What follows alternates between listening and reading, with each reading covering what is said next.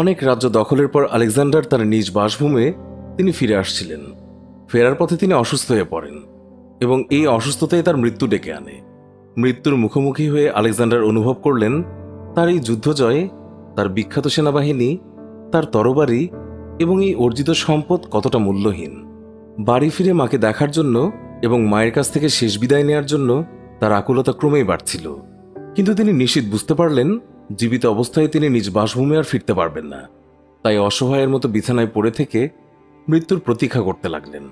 এই সময় গভীর এক আত্মোপলব্ধি এলো তার মনে। তিনি তার সেনাপতিদেরকে ডেকে বললেন, আমি শীঘ্রই এই পৃথিবী ছেড়ে চলে যাব। আমার 3টি ইচ্ছে আছে, আর দয়া করে কোনো রকমের দ্বিধা না করে আমার ইচ্ছেগুলো পূরণ করবেন। চোখের পানিতে সেনাপতিরা প্রতিশ্রুতি দিলেন যে তারা মহামতির শেষ ইচ্ছে অবশ্যই পূরণ করবেন। আলেকজান্ডার বললেন, আমার প্রথম ইচ্ছে, আমার চিকিৎসকরাই কেবল আমার মরদেহ বহন করবেন। কিছুক্ষণ নীরব থেকে তিনি বলতে শুরু করলেন, আমার দ্বিতীয় ইচ্ছে, আমার কফিন যখন সমাধিক্ষেত্রে নিয়ে যাওয়া হবে, সেই চলার পথে আমার ভাণ্ডারের সংগৃহীত সোনা, রূপা এবং অন্যান্য দামি পাথর ছড়িয়ে দিতে হবে। এই বলে আলেকজান্ডার হাঁপাতে লাগলেন। 1 মিনিট বিশ্রাম নিয়ে তিনি আবার বলতে শুরু করলেন, আমার 2টো হাত যেন কফিনের বাইরে ঝুলে থাকে। এই সময় মহামতি আলেকজান্ডারের কক্ষে যারা উপস্থিত ছিলেন তারা এমন অদ্ভুত ইচ্ছের কথা শুনে অবাকই হলেন, কিন্তু কেউই এই নিয়ে প্রশ্ন তোলার সাহসও পেলেন না। আলেকজান্ডারের প্রিয় সেনাপতি তার হাতে চুম্বন করে তা নিজের বুকে নিয়ে চাপ দিয়ে বললেন, হে রাজন্য, আমি আপনাকে আশ্বাস দিচ্ছি যে আপনার ইচ্ছে অবশ্যই পূরণ হবে, কিন্তু আমাদেরকে বলুন আপনি কেন এমন বিচিত্র ইচ্ছে পোষণ করছেন। প্রশ্ন শুনে আলেকজান্ডার তিনি গভীরভাবে নিঃশ্বাস নিলেন এবং বললেন, আমি চাই বিশ্ব 3টি শিক্ষা সম্পর্কে জানুক যা আমি এই মাত্র শিখলাম। আলেকজান্ডারের শেষ 3টি ইচ্ছে থেকে শিক্ষণীয় বিষয় হচ্ছে, আমি চাই যে চিকিৎসকরা আমার মরদেহ বহন করুক, কারণ জনগণকে বুঝতে হবে যে কোনো চিকিৎসকই বাস্তবে কাউকে নিরাময় করতে পারেন না। তারা ক্ষমতাহীন এবং মৃত্যুর দুয়ার থেকে কোনো ব্যক্তিকে ফিরিয়ে আনতে কোনোভাবেই পারেন না। দ্বিতীয় ইচ্ছে, সমাধিক্ষেত্রে যাওয়ার পথে সোনারূপা এবং অন্যান্য মূল্যবান পাথর ছড়িয়ে দেওয়ার মাধ্যমে আমি বোঝাতে চেয়েছি সোনার একটি ভগ্নাংশ আমার সঙ্গে যাবে না। আমি সারাটা জীবন সম্পদ অর্জনে ব্যয় করেছি, কিন্তু অর্জিত সম্পদের কিছুই আমি সঙ্গে নিতে পারছি না।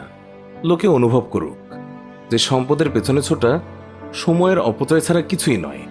তৃতীয় ইচ্ছে, আমি কফিনের বাইরে আমার হাত দুটি ঝুলিয়ে দিতে বলেছি। আমি মানুষকে জানাতে চাই যে পৃথিবীতে আমি শূন্য হাতে এসেছিলাম আর শূন্য হাতেই এই পৃথিবী ছেড়ে যাচ্ছি। এইটুকু বলার পরেই আলেকজান্ডার চোখ বুঝলেন, আর কিছুক্ষণ বাদেই তার মৃত্যু হলো। আলেকজান্ডার মৃত্যুর সময় তিনি সবাইকে শিক্ষা দিয়েছেন, অথচ আমাদের দেশের কিছু মানুষ এই জলজ্যান্ত উদাহরণ দেখেও কিছু শেখেন না।